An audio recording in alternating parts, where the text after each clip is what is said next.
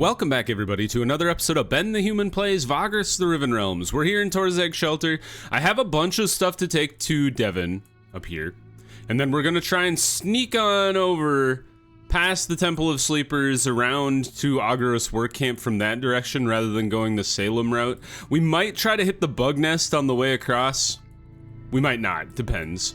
But before we go, we should try to find the buyer for the dragon stones. There's just like a couple things we have to do every time we're in Torzeg Shelter. This time we will use our contacts. Blah, blah, blah, blah, blah. Still haven't found a buyer. Rats. All right, and then we must go to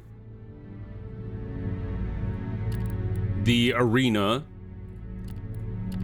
to try and become the champion of the arena. I would love for that to happen. Pay the entry fee. We will choose our fighters. We can pick 4 today. So I think I like this crew. That crew does well. Oh, I should have read. The slave attendant oh, dang it. I put Krifta out there again. Or Ilani out there again. She's gonna be terrified or angry at me. Although she didn't seem to be angry. Maybe she'll be angry at the end. You pay the entry fee and are led to a preparation chamber with your fighters before the spectators' terrace fills with people. The slave attendants let you know that the beasts they have for this fight are 3 Skortar. Starving and half mad, these hateful creatures are looking forward to killing your fighters and feasting upon their flesh. 4 of your fighters can enter the pit against the horrid man-eaters. You stand to win 8 copper coins and some change if you defeat them. Just how did they capture these monstrous creatures? You have heard stories of Skortar killing their own and themselves just to avoid falling into enemy hands. Is it because they expect the same treatment they give to their captives? You shudder and turn towards the fighting pit as the 3 ritually scarred mutants enter the gate across. One of them immediately throws a javelin at the jeering crowd. It bounces off the magical barrier protecting the audience. Then your gate opens and the man scorpions have new targets to practice on. Holy God, they're huge! I don't know if I've ever fought a Skortar.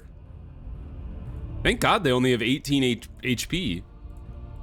Nadir, be hiding behind Gorgoro, please. All right, let's try and stun one. We did. I'm amazed, but sure. And then go to town on the middle guy. He missed me. Suck it. You also did. Although Gorgoro, I don't like where you are now. You're no longer protecting the mage. Just drop wards underneath him because it'll wound him over time. And then I would love Gorgoro to kill him. Yes. All right, Ilani, try to stun the other one too. Yes, we can perma-stun them, perhaps. Double up the fireball. That did like 12 damage. Dead. And then we are out of stunnables, so just stab. How dare you go for my mage? That is uncool of you to do so. So she throws double fireballs at you. And now Gorgoro just stand in front of her again. Maybe Ilani doesn't care because they're half human. They're not actual creatures. Perhaps this is the case. Sure is. Ilani doesn't care as long as you're half human. The crowd goes wild as the last of your opponents bites the dust. How trifling the victory has been. All right, well, I wonder how many more we have to do. That's been like 3 or 4 now. But we're ready to go, so no, we're not. We have to rest first. Then we'll be ready to go. How are we doing on mounts? Are there more mounts? Nope, I bought all the mounts. All right, rest up. End the day. Critical success. Woohoo! Let's go visit... the compound real quick. Yeah. I always like to do that when I remember to. Just because it gives Gorgoro a little more loyalty. And there's so many things that'll push Gorgoro away from you. You gotta take advantage while you can. Alright, we're gonna cruise on up to Devon.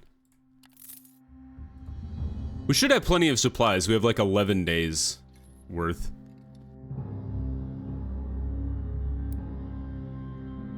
Oh man.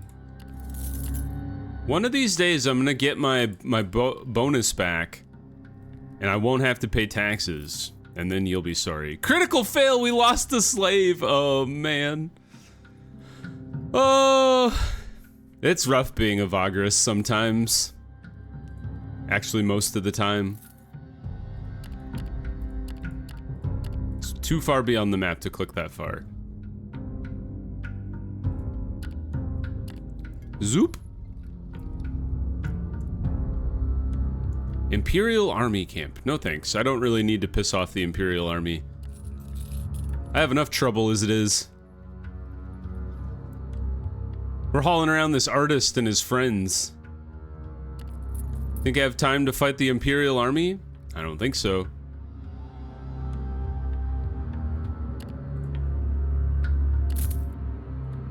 Now the question is, I don't think there's a lot of missions to go to like Vagrus work camp, for example. Seems highly unlikely. But I guess we'll look. Can't hurt to look. So then it's all about just taking supplies to get there and back. You approach the guards. We will try to smuggle in our stuff. We did do so. Show them our trade house license. And then turn our stuff in. 1, 2, 3. There goes all the things I had. Made a lot of money off it. It was like 100 bros. That's crazy. All right, now. Exchange for news. Anything for the work camp? That would be like really convenient. Avernum, Sunrock, Arcane, Torzak, Shelter. Sunrock. Lots of Sunrock. Nothing. Okay. So, if I want to go to Vagrus, we could go like the border range and attack Braga the Braggart. But the Vagrus work camp is 7 to 9 days away, so if we wanted to turn around and head back this way, we'd need 18 days worth of supplies. Oops. I guess we have 11 Outriders now.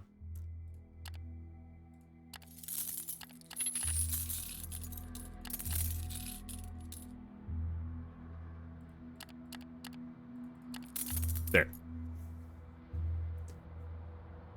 Why do we have so much labor needed? Do you guys need a lot of labor? I'm not sure. Maybe you guys just take a lot more labor.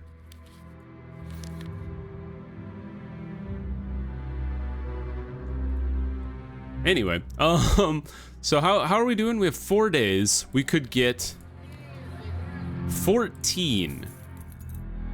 We could sell you two, and that drops us to a decent place. And now we're at 21 days. Okay. Let's do it. Let's head straight east to Vagrus work camp, straight back west. Maybe we'll hit the bug nest on the way. Like, would we be able to pick up a couple scouts? Like 5 scouts, 6 scouts. Let's try that. We're down to 21 days, but I think we can make that work.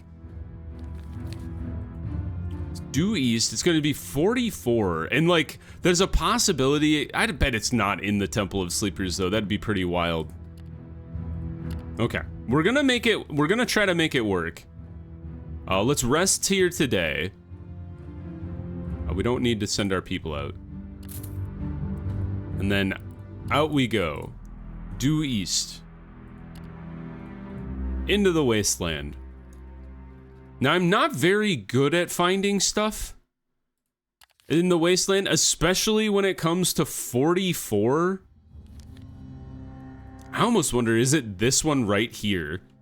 Like, that would not be shocking, but it would be a little surprising. I gotta try it, though. It's just so...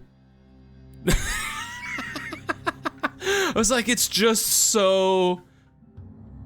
It's gotta be the place, right? It appears like a mirage on the horizon at first, but the Comitatus draws closer. You can see that it is very real. A half-finished yet already huge tower-like structure rises from the empty rocky expanse of the jagged waste, like a finger raised in warning. It looks organic more than anything, constructed by one of the realms of the continent. The telltale glint of dark chitin and the sun crawling all over it betrays the presence of the Yurg you are looking for. Ren looks twitchy. Ask him what the matter is. He hates the Yurg. We already knew that, so we just don't take Ren in with you. As you get closer, it becomes more evident that the Yurg Tower is still a work in progress. Yet all around it, the Yurg have already begun to burrow into the landscape. Most of the hive to be is still out in the open, providing you with a chance to command a direct assault against it with the Comitatus' fighters. Wish as you might, you see no chance to skulk through to the main tower with a small band of companions. Both the approach and the ascent would expose you to a small army of Yurg, and yet you have to get in there to destroy the nest at its core. Perhaps there is a chance to create a diversion to improve your chances. Sure. A very high chance. The battle plan is laid out. Your fighters cannot approach unseen, but using the terrain and the hive's unfinished features to their advantage, a small force can get in close, feint an attack, drawing out the angry Yurg that can be ambushed out on better terrain. Everybody moves into position. This is a risky maneuver still, but we have good navigation, very good skulker. Our crew is like built around skulking, and then decent savvy as well. And then we'll boost it with our resourcefulness. We succeeded. Your strategy bears fruit. A tiny group of your fighters succeeded into sneaking up to the hive from several directions, then feint an attack, pulling out as fast as they can. As expected, an angry swarm of Yurg issue out of the circular holes on the tower and give chase, drawing them into a ravine where the terrain gives your fighters an advantage. Works out perfectly. Combat ensues over the jagged terrain. There's not even that many Yurg. They made it sound like there were thousands of them. We're already winning 96-4. Is there a chance to make this even better? Nope. What about flanking? Flanking does improve it quite a bit. It does cost us vigor, but we're at 9 vigor anyway. And then we'll do the Collier ranks because it helps me. Go for it. All right, 3 giant Yurg. No Ren, because he hates fighting them. They have 26 health. Holy God. All right, let's crack their armor if we can. You guys have 2 armor each? You blocked it like a jerk. What are the odds you think we can stun this fool? We did. Cool. Rush forward. Double up the fireball. The fact that they get hit twice with double fireball is pretty insane. Oh, he's still alive. Just barely, though. Owie! Oh, they attacked twice. Alright, I'm glad he blocked most of that damage. Good job. 1 down. Double the fireball. He blocked it. Rough.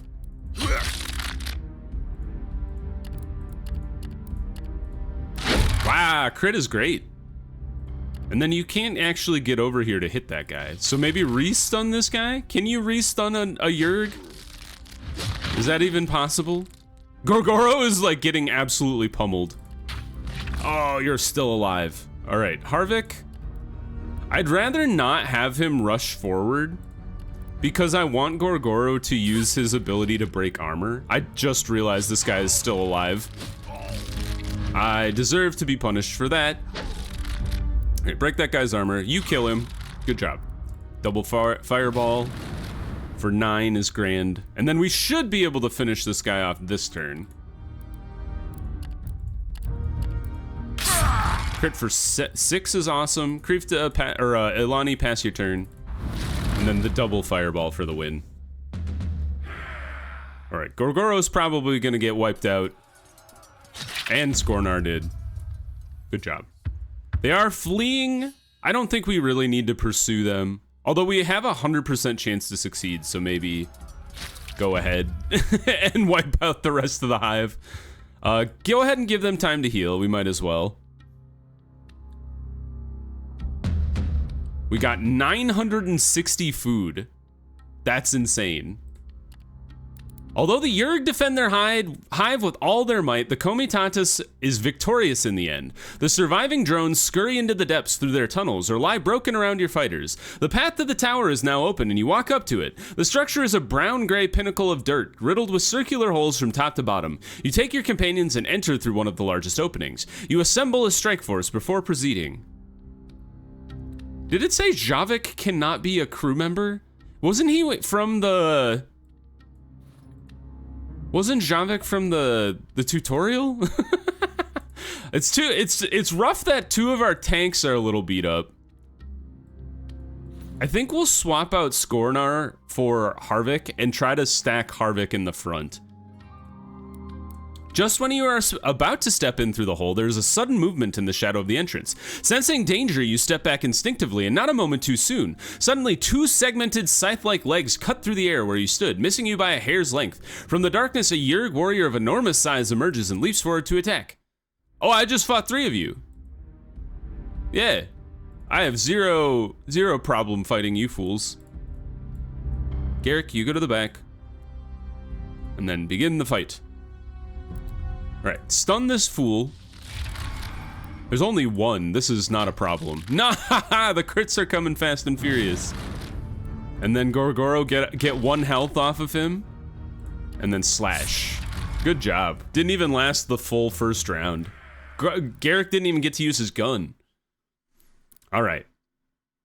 Light damp. We have the damp smoke. We got to make use of it. We gained 1 chitin. After the Yurg warrior finally goes down, you drive a blade through its head to make sure it never gets back up again. The way into the hive is now open. Light damp smoke incense to mask your scent from the Yurg. Prepared for the foul stench, you light the incense. Wrapped in its smoke and hoping it will help keep the Yurg at bay, you prepare to enter the hive tower. Sneak around. Inside it is dark and cool. The tunnels are dry in general, but the dirt walls are oozing some kind of disgusting secretion here and there. Probably these sections have not been completed yet. You reach a cave that is divided into chambers built from what must be the Yurg's hardened secretion. A surprise attack could come from anywhere in this place, as it is a veritable maze with lots of hidden nooks and crannies. And yet this type of location is also perfect for setting up an ambush or remain unseen if one has the knack for such things. Especially if one has damp smoke masking their scent. As your team presses on stealthily, you spot several Yurg in defensive positions before they sense your presence. You take your team on an alternate path, and with the help of the incense, you manage to avoid the insects altogether. You make your way to across the large chamber. You are far from being done here. At the far end of the chamber, you spot an ascending tunnel, most likely leading to the top of the tower. Ascend. You expect to find the nest there. You enter the tunnel and begin to make your way to the top. This route is especially difficult for humanoids. At times you have to crawl on all fours or climb to make progress. After what feels like hours and passing several side tunnels, you emerge in a spacious chamber, the roof of which is unfinished and thus riddled with holes, granting a glimpse at the pale sky. Something strikes you as odd as you look around. This place almost looks like it could accommodate humanoids. There's a kind of a table and even something resembling a chair, both fashioned from the Yurg's hardened secretion. What is going on here? Unfortunately, a Yurg warrior emerges from a hole on the side a moment later, similar to the hulking creature you encountered at the foot of the tunnel. As it moves into attack, a drone appears from the tunnel and closes in for the kill. Ah, small guy. How much health do you have? Oh no, you're the warrior. You're the worker. Okay, you still have a decent amount of health. You probably don't hit as hard, I would hope. Who knows if that's true? I'm gonna move Gorgoro and Elani around here, just because he's the most beat up. I don't want him to be able to be attacked by 2 things. I would prefer just 1. Loading. All right, let's have Elani try to stun the big guy, and then I'm gonna try to finish off the little guy. Did not stun him, not good. I'm gonna have everybody else try to finish off the worker before it even gets to do anything. Good job, Nadir. The double fireball is like one of the best things I've invested money in. And by money, I mean insight. Oh, he just moved. Hey, I see what you're trying to do here. Still can't, wow, we can't get a stun off on that guy. We got so many in the first couple combats, and now we're just dealing with it. It's okay, just have him continue to break his armor and heal up. And maybe just reduce his accuracy? Could help, perhaps? Couldn't hurt. Didn't help. Although he didn't do as much damage as he normally does, so I'll take it. So I realize if I had attacked him with Eilani instead of trying to stun him so much, maybe he would have just died outright. With the fighting over, you look around and find the nest with about 100 eggs in a dark chamber opening from this cave. You pour lamp oil on it and light it on fire. It seems that your work here is done. The nest is clear and you will not pose any further danger to Devon's vicinity. You leave the hive and return to the Comitatus. All right, that went pretty well. Quality added, a confounding discovery. Huh. I guess we'll have to report that when we go back, maybe. Oh, there's a bunch of bug nests. Oh. So you're a bug nest. Nope, you're an Ifriani nest. Ah, here's the other bug nest. I see. Was that the biggest one because it was such a huge circle? I guess we'll find out. For now, we'll just camp where the nest was. Let's try and build up some vigor. We got a crap ton more supplies back. We're up to 23 days of supplies. We have more supplies than when we left the city. So we'll swoop around and then we'll skirt between the Vortex and the Temple of Sleepers here. At least that's my plan. And then we'll continue to alternate between boosting our vigor and guarding fully. So it might be a dangerous thing to be doing out here by Ghost Land, but I feel like it's okay. Oh, huge Yerg nest. Let's not deal with that. We already burned one Yerg nest to the ground. No need to tempt fate. And then on to Agaros. What is the fastest way there? I'm looking. I'm trying to look ahead. Would it be better? I feel like it might be going this way. And then down? That can't be right. Because this is 6. This gets you to 4. And then we still have to go along. No, I think it is going up this way, actually. I'm trying to look all the way down here. Because I think by the time you hit here, you're still back here. And then you would have to go 1, 2, or 1, 2 to get there, whereas this one only goes 1. So I think that is the way to go. What I wouldn't give for a trailblazing perk where I could lay down paths to what is the best optimal route to go through the wasteland. And we're one walking shy. Well, send your crew out to try and get some food. They didn't, but we might have, you know. All right, we've made it to Agaros. Visit the Overseer. Ah, yes. Now that you're here, the Princess Painter wishes to talk to you. Mahadi takes several steps away from the Comitatus in the direction of the whirling, twisted vortex. I was gonna say, I love that we've been walking by the vortex for 3 days now, and now he's like, wow, there it is. Even though he has seen it on the approach, he still regards it with the same fascination. What an impressive sight to behold. Look at the ever so slow, fluid movements that contrast the flashing lights coming from within. I can already see so much potential for a truly breathtaking painting. A few moments pass with the painter taking in the sight. His muse and 2 bodyguards slowly walk up to him. Know, Vagrus, that I have sought out everything dedicated to the devastating enigma that is the vortex there is to read in the Prince's library. I have already immersed myself fully in the depths of knowledge these written tomes hold, gleaning enough comprehension from them to know how far is enough, and where I should head for the best vantage point, Mahadi proclaims with confidence, his commitment radiating a palpable intensity. I'm certain that you will be able to put it on canvas as nobody has ever before, Mahadi, Samira offers without so much as a hint of sarcasm. You are a true master of the art. Mahadi flashes a grateful smile at her and then sets his gaze on you once again. While the peril of the malevolent maelstrom looms on a considerable threat, I stand firm in my belief that any artist worth their salt embraces the precarious during their pursuit of exceptional work. Throughout history, grand champions of art and creativity have steered clear of neither hazard nor daring. And so, this is where I will have my sojourn and get to work, Vagrus. The painter pronounces, his cadence decisive. Please, return in 2 weeks. My pigments shall bear life upon the canvas by then. He adds and then walks away. Wait, I leave this guy here?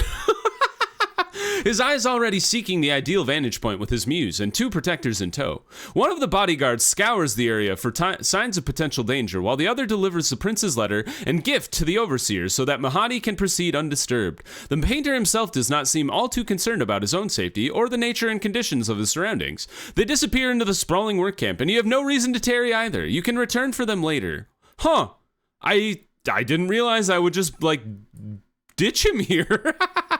So he's gonna be here for 14 days. It's a long time. I guess I don't really know. I guess I should see, like, what are the available stuff here. So we could take stuff to back to Devon, and that's it. I almost think we got space. I almost think, well, we should sell the chitin here. Since they don't have chitin, they'll probably buy it at a premium. I was thinking we should probably go back to Devon, but maybe on the way we should try and knock out this Ifriani nest. Because, like, Ventulium is kind of like 2 days. So maybe we do, like, here, back to Devon for 7 to 9 days, and then circle back to Agros, and that should be like 2 weeks-ish. I think. Maybe. Yeah, let's do that. Take that with us. It's just a bunch of salt. Can we buy salt here and sell it, like, for a lot in Devon? I'm just curious. Agros, Devon. Where are you? Salt. Edibles?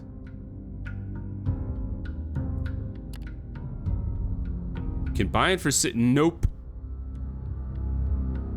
Where the heck can you buy salt? Oh no, wait, I was looking at spice. You sure can make a profit. It's best if you take it all the way back to Torzag's, but we might as well buy like 3 stacks of salt ourselves. So what is that, 24?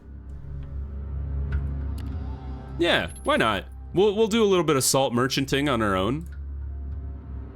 Got 19 days worth of supplies. Yeah, let's make it, let's try and make it work. Do you guys have supplies here, by the way? I'm just curious. It's expensive. I can only buy 18 anyway, so I am okay not purchasing. There is food to be had if we didn't fail. But we got the 22. I was thinking about buying 18 supplies anyway, so maybe it was worthwhile. Oh, I should be, I'm like moving 9 paces every single day. I should always be sending my people out to try and get some supplies. Like, they've been failing repeatedly, so it's not going super well, but could be better. Or it could be worse, I guess. All right, the Ifriani nest should be, I bet it's right here. You see the little tail? I don't know if that's like supposed to be as obvious as it is to me. When it comes to like the map design, but those stick out to me like a sore thumb. They don't always have something at them, but they often have something at them. So if you're like, I wonder where to go, that would be my recommendation, is like look for the little juts from the map. Oh, it's the shadowy figure. Let's flee from them. I don't want to deal with the debuff right now if you don't succeed. Oh, it didn't work. I'm a fool. Are we even in the thing? Oh, we're at the top of it. Oh, that's so funny. Okay. I should have looked at the map before. That would have been helpful, I think. I talked a big game and then it didn't work. All right, let's move down here. We want to get closer to the middle before we do a bunch of scouting. So let's go ahead and rest. And then I think if we move a little further down. Maybe like here would be good? And then we could do a scouting mission. I don't see any of those other things that stick out like a sore thumb. They red herringed me. They tricked me. All right, now we can try a scout. A scout, send all your scouts a distance of 6. Oh, it's gonna take all of our movement. It's gonna take all our movement plus all of our march points. I dislike that a lot. I don't really understand how scouting works. Like, why does this add so much movement? What if we do, if we go down like here, and then we scout? That's better. It doesn't cost us any march points, at least. And we want to look for the event/task. Didn't find it. So at least we know it's not in any of these. Are we right in the middle? We sure are. All right, I think I'm going to end the episode there, and I'm going to search around a little bit on my own, and we will come back at the Infriani Nest for the next episode. So if you guys enjoyed the episode, click the like button. It helps me out a lot. If you want to see more of Vagrus, the Riven Realms, or the other videos I have going on the channel, subscribe to the channel. That also helps me out a lot. But until next time, everybody, I hope you have a good one, and I'll see you in the next video. Bye-bye, everybody.